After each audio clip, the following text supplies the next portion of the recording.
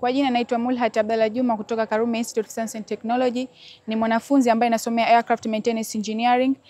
Mimi ni miongoni mwa mnufaika wa matunda ya Dr. Hussein Ali Hassan Mwinyi.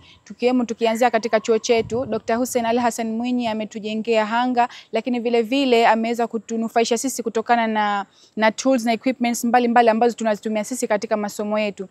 Ni chuo pekee ambacho kinatoa mikopo kwa kozi za diploma, lakini pia kuna fursa mbalimbali ambazo zinatokezea za scholarship za kuweza kuwadhamini wanafunzi wenye uwezo mdogo wa kimasomo. Kubwa zaidi ambalo napenda kulizungumzia leo, vijana wenzangu kama wananchi wenzangu wa Zanzibar, napenda kuwatakia uchaguzi mwema, lakini vile vile kuweza kusisitiza amani, kwani tutakapolinda amani ndio maendeleo ya sisi ya kesho katika taifa letu.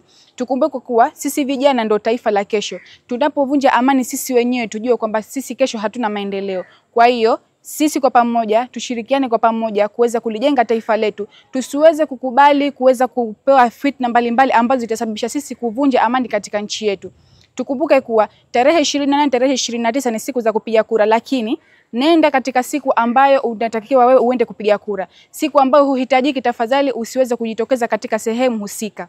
Na endapo ushapiga kura tu, na kuomba uweze kurudia katika mahala pako pa kuishi ili kuweza kuepukana na uvunjifu wa amani yote katika vituo vyetu vya kupigia kura.